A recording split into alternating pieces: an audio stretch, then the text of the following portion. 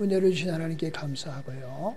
오늘 주신 말씀을 통해서 우리 함께 은혜 받기 전에 우리 늘 그러셨던 것처럼 우리 앞에 뒤에 옆에 분과 인사하실 때 주 안에서 사랑합니다, 축복합니다 하면 인사합니다. 주 안에서 사랑합니다, 축복합니다. 오늘은 종교개혁주의입니다. 우리 평상시에 저도 이렇게 이 주의를 지키지 않았는데 올해가 우리가 아시는 것처럼 종교개혁 500주년이에요. 그래서 한 2분 한 30초 정도 영상이 있는데요. 한번 영상을 보고 함께 은혜를 나눌 수 있는 시간이 되기를 원합니다.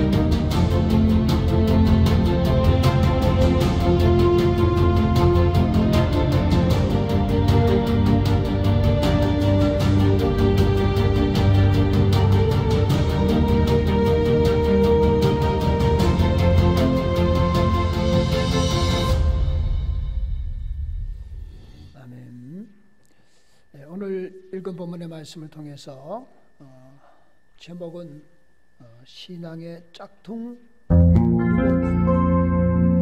왜 이래 정했을 것인가?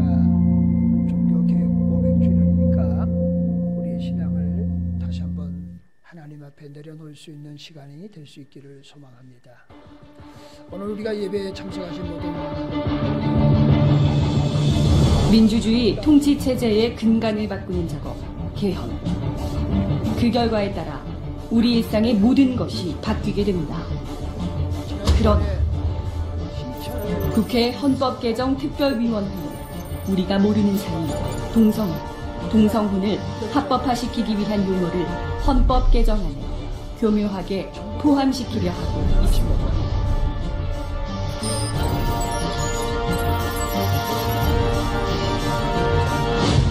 헌법 제36조 1항 혼인과 가족 생활은 개인의 존엄과 양성의 평등을 기초로 성립되고 유지되어야 하며 국가는 이를 보장한다. 바로 이 양성평등이라는 용어를 성평등이란 용어로 바꾸려 하고 있습니다. 그게 그거 아니냐고요? 아닙니다. 양성평등과 성평등은 완전히 다른 뜻입니다. 생물학적인 성인 남성과 여성을 전제로 하는 양성평등과는 달리 성평등은 동성애자, 트랜스젠더를 포함한 50여 가지나 되는 사회적 성을 말하는 것입니다. 만약 개헌을 통해 현행 헌법의 양성평등이라는 용어가 사회적 성을 인정하는 성평등으로 바뀌게 되면 동성애를 정상으로 인정하는 근거, 동성결혼 합법화를 위한 근거가 됩니다. 더 나아가서는 결혼과 가족의 개념이 완전히 무너지게 될 것입니다. 만약 당신이 이 일에 무관심하다면 나라의 근본은 결국 무너지고 말 것입니다. 가정을 지키기 위해, 나라를 지키기 위해, 헌법 개정이 올바른 방향으로 이루어지기 위해 당신의 힘이 필요합니다. 여러분의 힘을 하나로 모아주십시오. 근데 한 200에서 300명 모인 가운데서, 가족 가운데서 다 모이진 않겠지만은 판사든지 검사든지 아니면 변호사든지 사법을 패스하신 분이 72분이 된다는 거예요. 아니, 한 가문에서 물론 이제 법조인과 뭐 결혼해서 또 이제 며느리가 들어오기도 하고 사이가 되기도 하고 어쨌든 그렇겠지만은, 아니 72명이라는 얘기를 듣고 제가 깜짝 놀라서 입이 다 벌어지더라고요. 근데 그보다 더 중요한 것은 그 온 가정이 믿음의 가정이라고 하는 거예요. 신앙의 가정이라고 하는 거예요. 모이면은 뭐하냐? 전체가 하나님께 예배를 드린다. 그런데 이제 그분들하고 이런저런 대화를 나누는데 그분들이 한결같이 하는 얘기가 그거예요. 제주가 너무 아름답다는 거예요. 제주의 공기가 너무 신선하다는 거예요. 밖에 나가서 공기를 마시는 순간 행복하다는 거예요. 그러면서 저희들 네 분의 목사를 향하여서 목사님들은 도대체 뭔 복을 많이 받으셔서 제주도에 사십니까? 그래서 다시 한번 생각해 보니까 제가 제주도 산 것이 얼마나 행복한 건가 생각해 봅니다. 요즘 이제 카톡을 많이 하시죠. 혹 카톡에 저의 사진을 보신 분이 있을는지 모르겠습니다. 제가 이제 카톡에 첫 화면에 이제 저의 사진을 올려놓고 위에 이제 글을 쓰잖아요. 제가 이렇게 써 있습니다. 에벤에셀. 그리고는 이제 문자 몇 가지 이렇게 빼쪽해가지고 점 찍고 하는 거 있습니다. 그리고는 제주 유배지 이렇게 썼어요. 그랬더니 이제 저희 선배나 후배 목사님들 가까운 분들이 저에게 전화해서, 아니 그렇게 좋은 제주에 살면서 왜 제주를 유배지라고 썼느냐? 도대체 불만이 있는 거냐? 뭐냐? 이렇게 사실은 물어요. 근데 저는 이런 의미가 있다고 봐요. 그냥 제주 유배지 그러면은 그분들의 말이 맞아요. 근데 앞에 뭐가 달려 있습니까? 에벤에셀이 달려져 있는 겁니다. 에벤에셀. 그래서 저는 이런 겁니다. 이런 제주에서 영적 하나님의 은혜로 살 수 있다. 그리고 목회한다는 것에 대해서 너무나 감사하고 감격하는 마음을 제가 거기다 그냥 묻어서 에벤에셀 그리고 제주 유배지. 근데 우리 모두가 이렇게 아름다운 제주에 살 수 있게 됨을 감사합니다. 여러분 조금 여유 있는 분들이 이렇게 얘기하더라고요. 제주에 살려면은 세 가지를 즐겨야 된다는 거예요. 첫 번째는 뭐냐면 골프를 즐겨야 된다. 두 번째는 승마를 즐겨야 된다. 세 번째는 수중 스쿠버 다이빙을 즐겨야 된다. 그렇게 얘기하더라고요.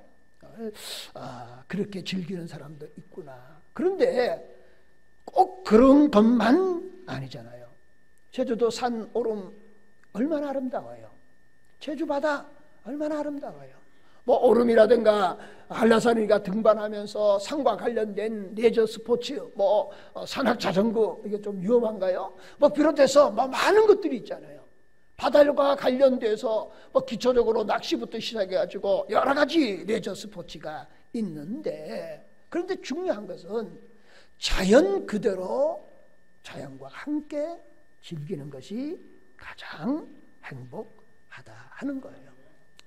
자, 이 아름다운 제주에 사는데 사람마다 심의가 다른 거예요. 사람마다 취향이 다른 거예요. 어떤 사람이 이렇게 제주의 자연과 함께 즐기는 사람이 있는가 하면 또 다른 면에서 자연과 함께 이 아름다운 제주를 함께 공유하며 즐기는 사람들이 있다. 그러면은 오늘의 시대는 어떤 시대냐 하는 거예요. 다양한 시대이다 하는 겁니다. 오늘의 시대는 다변화된 시대이다 라고 하는 거예요.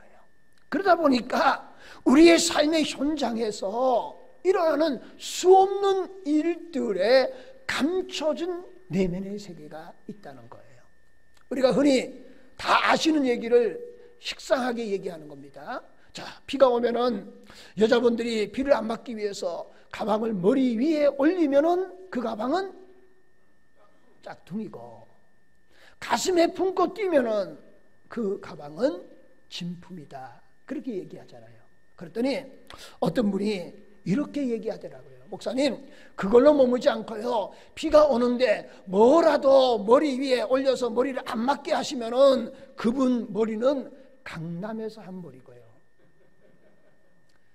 제주로 말하면은 우리가 노형동이니까 연동이라고 그러지 마시고 노형동에서 한 머리고, 우리 교인 가운데 연동에서 나비드라고 하는 샵을 운영하시는 분이 있어요. 그러니까 비가 오면은 뭐라고 머리 위에 올렸으면은 우리 제주도 보니까 어디서 한 거고요? 나비드에서 한 거고. 근데 비가 왔는데도 그냥 가요. 그러면 그 머리는 그냥 동네 머리다. 그러면은 그 머리가 중요한 것이 아니고 그 가방이 중요한 것이 아니고 우리의 삶에는 반드시 원치 않게 뭐가 있다는 겁니까? 진짜가 있는가 하면은 가짜가 있다는 거예요. 근데 그 가짜가 마치 진짜처럼 포장해 있는 거예요. 여러분, 최근에 제가 말에 좀 담기도 그렇지만은요, 여러분, 어금니 아빠 이영학 씨, 저는 잘 몰랐어요. 어금니, 왜 어금니라고 그러지 몰랐어요. 근데 그분의 안타까운 사연을 들고 많은 사람이 기부를 했잖아요. 그런데 그 돈을 엉뚱한 데 다 쓰고 살인자가 된 거예요. 그러니까 내면의 세계에 우리가 알지 못하는 수없는 일들이 있다는 거예요. 그러면은 세상에만 그런 것이 있느냐 그거예요. 그렇지만은 않다는 거예요. 교회 안에서도 신앙에도 있다는 겁니다. 왜 이런 관점으로 우리가 생각하느냐? 그럼 오늘이 뭐라고요? 종교개혁 주일이에요. 그리고 올해가 500주년을 맞이하니까 조금 제가 도전적으로 얘기하더라도 좀 이해하시고, 그리고 하나님이 오늘 종교주의를 통해서 나에게 하시는 말씀으로 들을 수 있는 은혜가 있기를 소망합니다.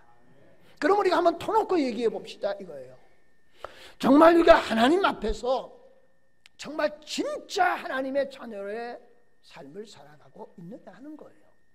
아니면은 외형적으로는 하나님의 자녀다운 삶을 사는 것 같은데 내면의 세계에는 가짜 신앙생활, 위선적인 종교 생활, 종교인의 생활을 우리는 하고 있지 않은가 하는 거예요. 여러분, 하나님의 자녀에게는 반드시 나타나는 표시가 있다는 거예요. 그 표시가 한 3가지로 제가 이제 오늘 설명을 할 거예요. 그러면은 우리 모두가 진짜 하나님의 자녀가 되시기를 축원합니다. 진짜 같은데 가짜 신앙생활을 하는 사람이 되어서는 안 된다. 그러면 참다운 신앙의 사람, 짝퉁이 아니고 명품 같은 진짜 신앙생활하는 사람은 3가지 표시가 있다는 거예요. 그 가운데 첫 번째가 뭐냐? 진짜는 세상에서 핍박을 받는다 하는 거예요. 여러분, 예수님이 요한복음 16장 33절 말씀 이렇게 말합니다. 내가 너희에게 평안을 준다. 그 평안은 세상에 주는 평안과 다르다. 그러면서 이렇게 말합니다. 너희가 세상에서 환난을 당하나 담대하라. 내가 세상을 이기었노라.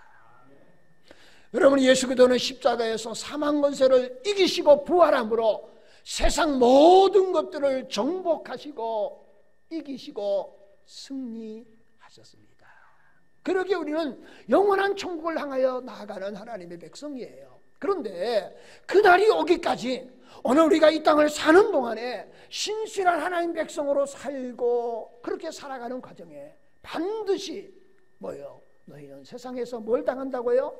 환난을 당한다는 거예요. 핍박을 당한다는 거예요. 그러니까 진짜 하나님의 백성은 세상으로부터 핍박을 받는다 하는 거예요. 그러면은 오늘 이제 본문의 말씀을 설명하기 전에 먼저 한번 다른 사건을 한번 끄집어내 보겠습니다. 여러분 다 기억하시죠? 예수님이 30세 사생활을 사시고 마지막 3년을 공생의 활동을 하셨어요. 주님이 마지막 일주일 앞두고 마지막 주간에 어디로 올라가셨습니까? 예루살렘을 올라가셨어요. 그 주일을 가르쳐서 뭐라고 그럽니까? 종료주일이라고 그래요. 그리고 종료주일 동안 한 주간 동안에 주님이 행하신 행적을 우리가 종료주일 고난주간 동안에 새벽에 하나하나 생각하면서 함께 은혜를 나누는 거예요. 그런데 그 예수님의 행적 가운데 여러분 성전을 정결하게 하셨던 사건 기억하시나요? 자, 예수님이 성전에 올라가셨습니다. 근데 성전 문에 난리가 난 거예요. 완전 시장 바닥이 된 겁니다. 그걸 주님이 채찍으로 다 내쫓으시고 상들을 엎으신 사건들이 나오는 거예요. 여러분, 하나님의 성전은 뭐 하는 곳입니까? 예배하는 곳이에요. 하나님의 성전은 하나님을 경외하는 장소가 하나님의 성전이에요. 그게 성전의 본질입니다. 그런데 보세요. 그 당시에 종교 지도자들이 있었습니다. 자, 제사장, 서기관, 바리새인, 이 사람들이 구성된 단체가 뭐냐 그러면 산헨드리 공회라고 하는 것이 있습니다. 지금으로 말하면 어떤 사람이냐 그러면은 국회의원입니다. 근데 국회는 입법기관 아닙니까? 입법만 하는 기관이 아니고 그 당시에 공회원들은 뭐까지 했느냐 그러면은 사법까지, 이게 우리로 말하면 대법원 같은 역할을 하는 거예요. 이게 두 개를 함께 뭉친 기관이 뭐냐? 산헨드리 공회입니다.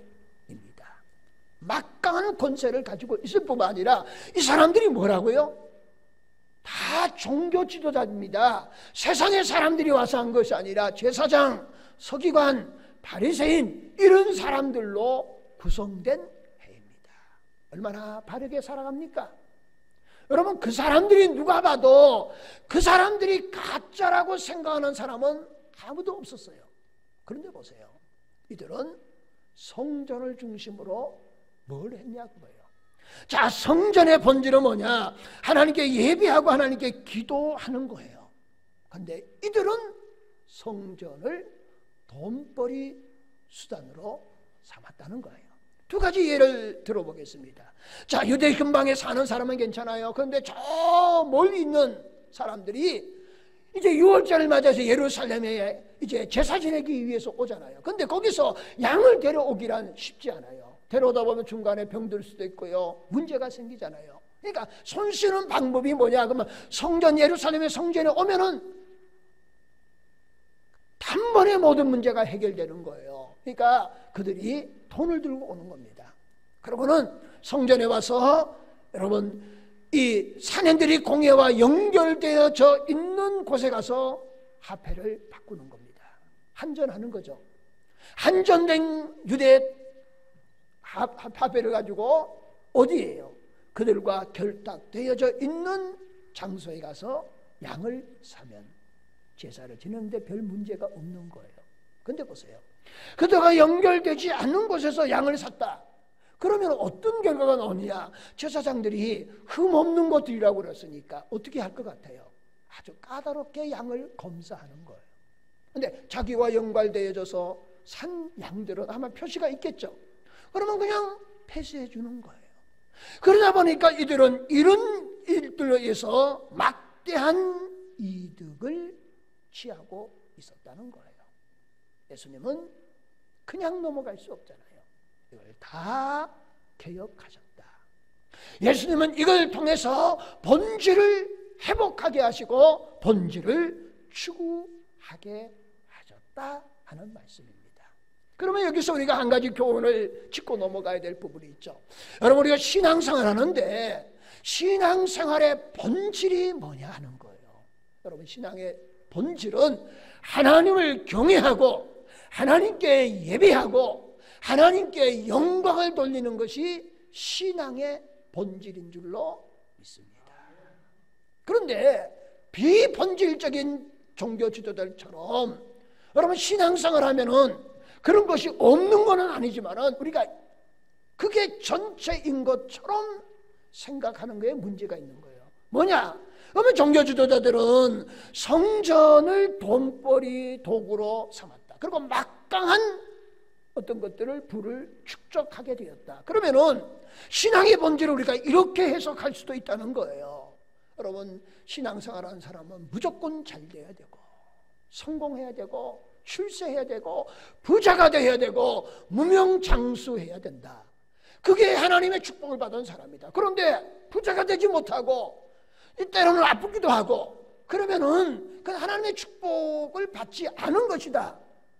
그리고 우리가 그런 것을 누리게 되면은 그것이 하나님의 축복이라고 생각하면은 여러분 그것은 본질이 아니고 비본질인 줄로 믿습니다.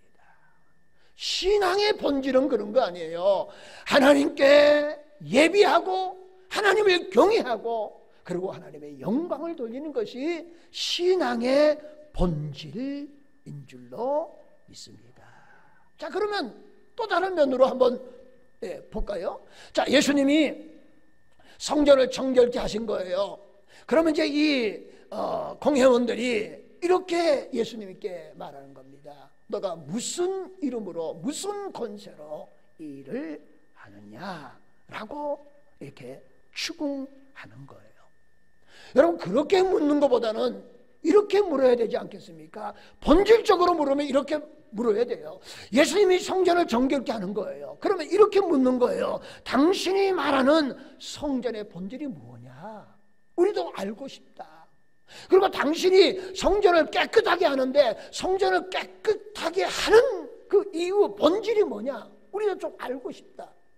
이렇게 본질적으로 물어야 되는데 여러분 종교 지도자들은 그렇게 묻지 않았다는 거예요. 너 뭐야? 너 무슨 권세로 그렇게 하는 거야? 너가 뭔데 그렇게 하는 거냐? 이렇게 말을 했다 하는 거예요. 여러분 요즘식으로 말하면은 어떻게 얘기해야 될 거예요? 나는 목사인데 나는 장로인데 너는 도대체 뭐야? 예수님께 이렇게 말했다는 거예요. 세상식으로 말하면은 사회적으로 말하면은 내가 어느 대학을 나오고 어떤 스펙을 가지고 있는데 너 뭐야? 그러면 이런 얘기죠. 예수님은 유대 베들레헴 땅의 목수의 아들입니다. 그럼 세상 말로 말하면은 별 모르는 사람이에요. 근데 너가 뭔데 와서 우리와 연관되어지는 걸 하루아침에 뒤집으려고 하느냐? 그러고는 예수님을 걸고 넘어지기를 시작하는 거예요. 그래서 사실은 결국은 예수님이 물론 여러분 그들로 의해서 십자가에 못 박혀 죽으신 거 아니지만 우리 주님은 인류의 죄를 대속하기 위해서 십자가를 지시려고 예루살렘을 스스로 올라가셨지만 그러나 그들을 든 그런 일들을 위해서 앙심을 품고 예수를 잡아 죽이려고 모의하게 되었다라고 하는 사실입니다. 여러분 종교 지도자를 통해서 우리가 봐야 될 부분이 있는 거예요. 비본질을 추구하면은 결과적으로 그 사람은 가짜 신앙이 되는 거예요. 그러나 본질을 추구하는 사람은 그 본질에 대해서 목숨을 거는 줄로 믿습니다. 그리고 본질을 추구하는 사람은 자연스럽게 진짜 신앙의 사람이 되는 줄로 믿습니다. 그게 본질을 추구하는 데에 가장 중요한 핵심 가치이다 그거예요. 그러므로 여러분 세상엔 진짜 같은데 가짜 같은 사람들이 있다는 거예요. 그 사람들은 늘 하나님 앞에 바르게 신앙하는 사람들을 뭐 하는 겁니까? 비난하는 거예요. 박해하는 겁니다. 그리고 핍박하기를 시작한다 하는 거예요. 자, 그러면은 본문으로 다시 한번 돌아와 볼까요? 사도행전 나오는 4장 1절 말씀에 이렇게 말합니다. 사도들이 백성에 말할 때에 제사장과 성전 맡은 자와 사두개인들이 이르러 그런 거예요. 자, 배경을 간단하게 설명해 보겠습니다. 베드로와 요한이 성전에 기도하러 올라가는 거예요. 근데 성전 미문에 나면서부터 안질병이 된 자가 있는 거예요. 근데 베드로와 요한이 주목하여 보라고 그러니까 안질병이는 이분들이 뭔가 나에게 좀 도움을 주려고 하나보다 하고 쳐다보는 겁니다. 베드로와 요한은 이렇게 말합니다. 내게 은과 금은 없거니와. 그러니까 내가 너에게 물질의 도움을 줄 수는 없다 그거예요. 그러니까 내게 있는 것이 있다는 겁니다. 그것이 나사렛 예수 이름으로 일어나 걸어라. 이게 진짜 신앙인 줄로 믿습니다. 내게 있는 것 내게 주는다 그거예요. 그게 뭐냐? 나사렛 예수 이름으로 일어나 걸어라. 그 사람이 일어나는 겁니다. 걷기도 하고 뛰기도 하며 찬양하며 하나님께 영광을 돌리는 겁니다. 그리고 그 사건을 통해서 5천여 명의 성도들이 하나님께 돌아오는 놀라운 역사가 이렇게 계속해서 연결되어지는 겁니다. 그런데 그 찰나를 놓치지 않고 등장하는 사람들이 있습니다. 그게 1절이에요. 자, 제사장들과 성정 맡은 자 사두개인들, 그러니까 예수님이 성전을 정결하게 종교 지도자들이 등장해서 예수님을 비난했던 것과 동일하게 사도행전에도 사도들이 복음을 전하는 그 현장에 그들이 뭐예요? 등장한 거예요. 찾아간 겁니다. 그 현장에 갑자기 들어닥친 거예요. 그러고는 그들에게 동일하게 비난하는 거예요. 너가 뭔데 그런 일을 하느냐 그거예요. 누구 이름으로 누가 너에게 그런 권위를 주었느냐, 그렇게 추궁하게 되는 모습을 우리가 보게 됩니다. 그리고요, 그 사람들은 사도들을 어떻게 해요? 감옥에 가두어 버리게 되는 겁니다. 그래서 사도들은 감옥에 들어가게 됩니다. 사랑하는 성도 여러분들, 예수님이 성전을 정결하게 했던 사건과 베드로와 요한이 안질병에 낫게 하고 복음을 전파하는 그 과정에 또 종교들이 들어닥쳐서 그들에게 엄히 예수의 이름을 다시는 말하지 말라고 경고했던 그런 사건을 통해서 여러분, 신실한 믿음의 사람들은 어디를 가든지 이런 고난과 핍박을 받을 수 있다는 사실을 여러분 기억하는 은혜와 축복이 있기를 축원합니다. 두 번째는 비본질에 있는 사람은 그 비본질에 목숨을 거는 사람이다. 그러면 반대로 말하면은 진짜 신앙의 사람은 본질에 목숨을 거는 줄로 믿습니다. 자, 비본질에 목숨을 거는 인생들은 왜 비본질에 사로잡혀 있을까요? 간단합니다. 그들은 가짜이기 때문입니다. 그럼 보편적인 사람은 하나님 말씀을 들을 때 어떻게 듣습니까? 두렵고 떨리는 마음으로 듣는 거예요. 근데 가짜들은 하나님 말씀을 그렇게 듣지 않은 겁니다. 한 귀를 듣고 한 귀를 흘리거나 자의적으로 마음대로 해석하는 것이 그들의 특징이다라고 하는 사실이에요. 자, 이들은 누구입니까? 종교 지도자들이에요. 그런데 그들은 어떤 사람입니까? 가짜입니다. 자, 종교 지도자라고 하는 얘기는 어떤 의미가 있습니까? 그들은 교회 밖에 있는 사람이 아니라 교회 안에 있는 사람들이라는 겁니다. 사내들의 공회원들의 막강한 건설을 제가 잠시 언급했습니다. 얼마나 교회 안에서 막강한 영향력을 가지고 있는 사람들입니다.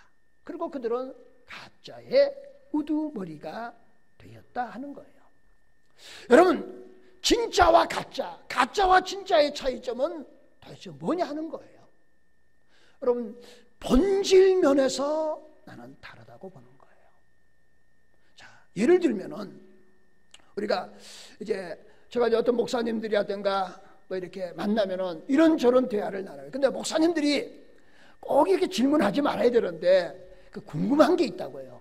뭐냐 그러면은 목사님끼리 앉아서 다 얘기하고 서로 좀 친교하다가 근데 목사님 교회 어디 있죠? 그러고는 목사님 교인이 몇 명 됩니까? 이렇게 물어요. 아니면 또 이래요. 목사님 장로님이 몇 분 계세요? 왜냐하면 장로님이 몇 분 계신다 그러면 대충 교세가 어느 정도 되겠다 이렇게 알기 때문에 시무장로님 몇 분입니까? 뭐 원로 장로님 몇 분입니까? 총 몇 분입니까? 이렇게 이제 질문을 해요. 그게 나쁘다는 얘기는 아니에요. 근데 보세요. 우리가 한번 이런 관점에서 보자는 거예요. 내가 출석하는 교회가 대형 교회인가 아닌가? 거기에 관심을 갖고 질문할 수도 있을 것입니다.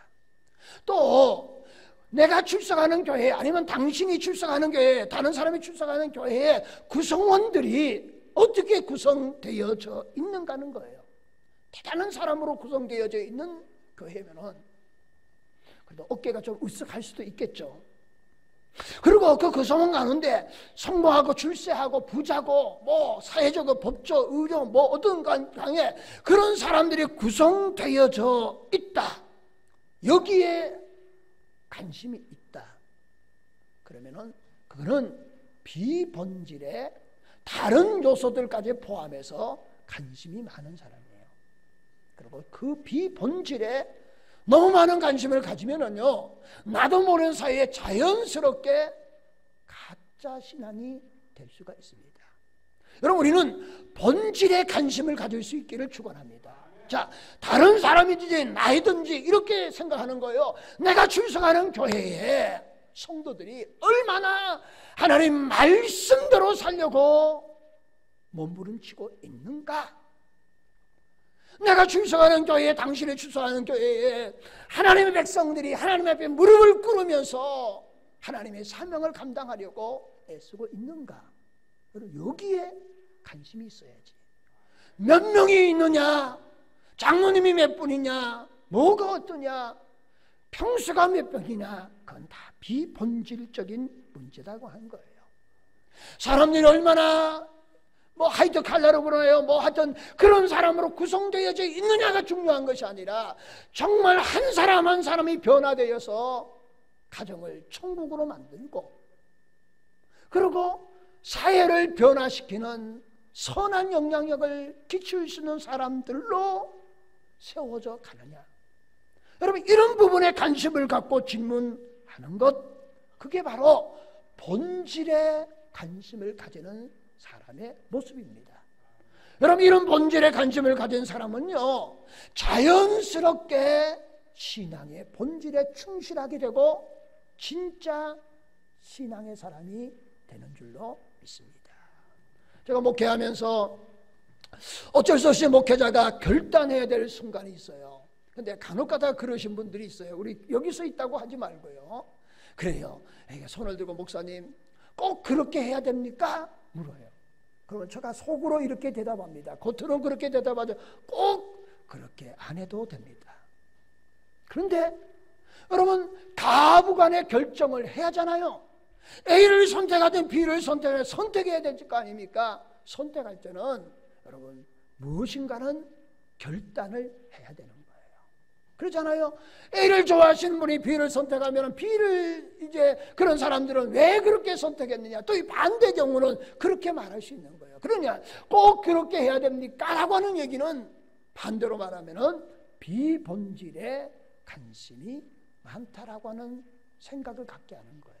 여러분, 우리는 비본질에 관심을 갖는 것이 아니라 본질에 관심을 갖는 우리들이 될 수 있기를 축원합니다. 그런데 종교의 100주년을 맞이하면서 우리의 실상은 어떠냐 그거예요. 우리의 신앙이 변질되어져 있지는 않습니까? 예배, 기도, 봉사, 충성 이런 거 하지 않아도 주일을 마음대로 빼먹어도 내 삶에는 전혀 아무런 문제가 없어요. 여러분, 그게 정말 진짜 신앙일까요? 기도하지 않고 모든 일을 하는데 만사형통이야. 그게 축복일까요? 절대로 축복이 아닙니다. 여러분, 기도하지 않고 하나님 마음을 내 담지 않고도 하는데 다 잘 돼요. 그게 과연 축복일 것인가? 그건 멸망의 길이에요. 여러분, 우리는 본질에 다시 한번 회복되는 은혜가 있기를 축원합니다. 그래서 하나님의 교회에 걸림돌이 아니라 디딤돌로 세워지는 하나님의 놀라운 은혜와 복이 있기를 축원합니다. 누가복음 12장에 가면은요, 어리석은 부자가 나오는 거예요. 한 해 농사 짓고 이제 먹고 마시자 즐기자 할 때에 오늘 밤 내 영혼을 내가 도로 찾아가면 너가 모아놓은 것이 누 것이 되겠느냐 하는 거예요. 여러분, 비본질의 허송세월 하지 마시고 신앙의 본질을 추구하시고 신앙의 본질을 회복해 나가는 복 있는 저와 여러분이 될 수 있기를 축원합니다. 세 번째는, 신앙의 사람은 생명력이 넘쳐 흐릅니다. 자, 신앙의 사람, 진짜 신앙의 사람은 세상으로부터 박해를 받습니다. 핍박을 받습니다. 진정한 신앙의 사람은 본질을 놓고 목숨을 건다는 거예요. 그리고 마지막에 진짜 신앙의 사람들은 생명력 있는 신앙의 사람들이 되는 거예요. 자, 나면서부터 안절병이 된 자가 나음을 입었어요. 그런데 이 사람은 국어를 하면서 여러분, 유대 사회에 일어나는 모든 일들을 너무나도 잘 알고 있어요. 왜? 지나가는 사람의 얘기들을 너무 많이 들으니까요. 그러면 이런 겁니다. 사내들이 공회원들의 그 막강한 권세를 누구보다도 잘 아는 사람이 누굴까요? 안질병이에요. 근데 보세요, 사도들이 지금 그들로부터 재판을 받고 감옥에 들어가는 거예요. 그런데 그 자리에 누가 나타나는 겁니까? 나면서부터 안질병이 된 자가 나타나는 겁니다. 그리고 증인들 앞에 서는 거예요. 보세요, 그가 증인들 앞에 선다고 하는 것이 얼마나 위험한 도박인 건가를 우리가 잘 알아야 됩니다.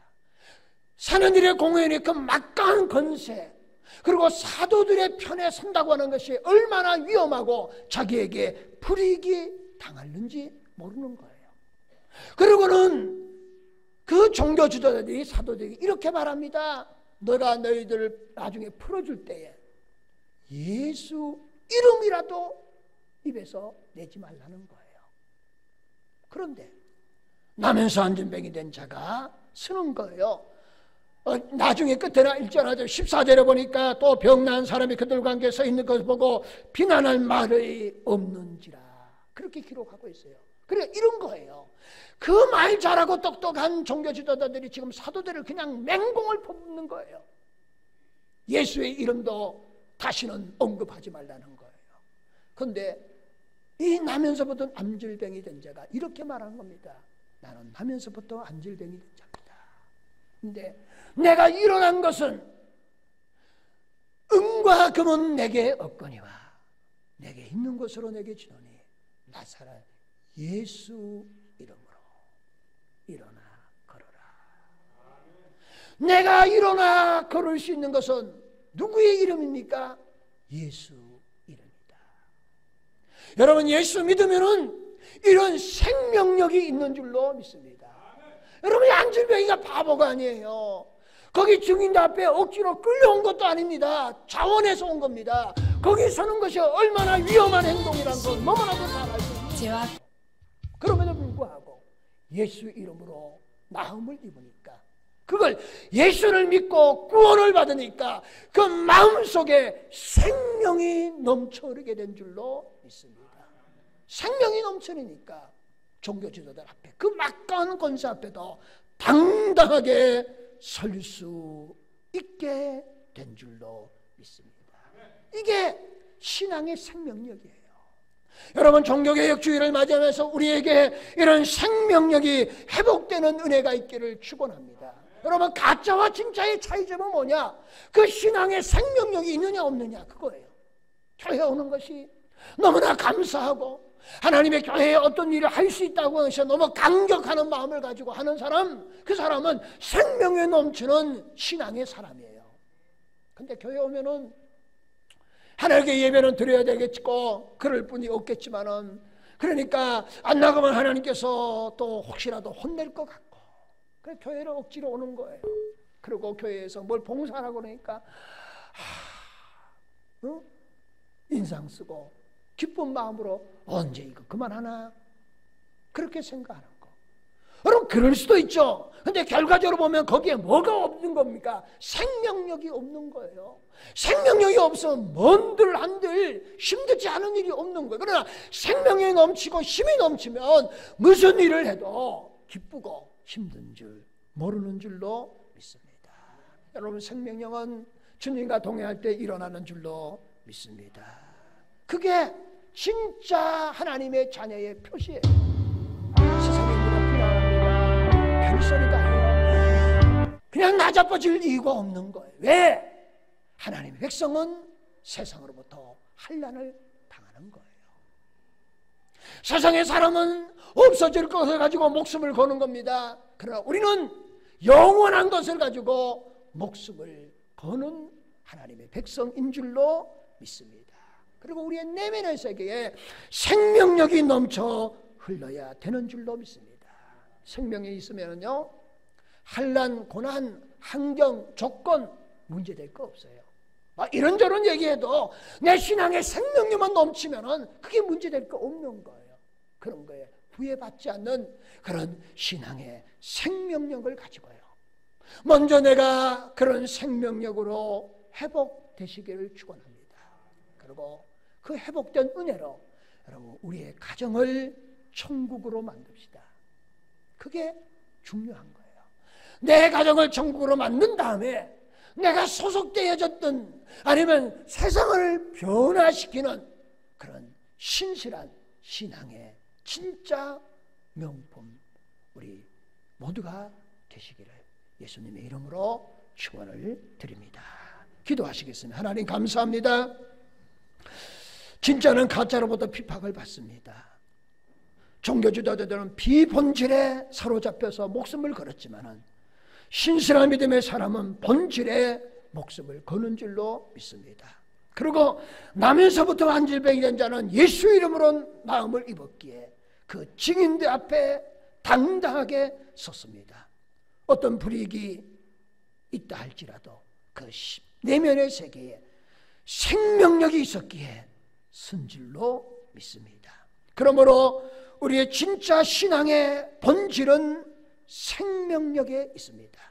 종교개혁주의를 맞이하면서 다시 한번 우리 본질을 추구하게 하시고 본질이 회복되어지는 하나님의 귀한 백성들 되게 하여 주시옵소서. 예수님의 이름으로 기도하옵나이다. 아멘.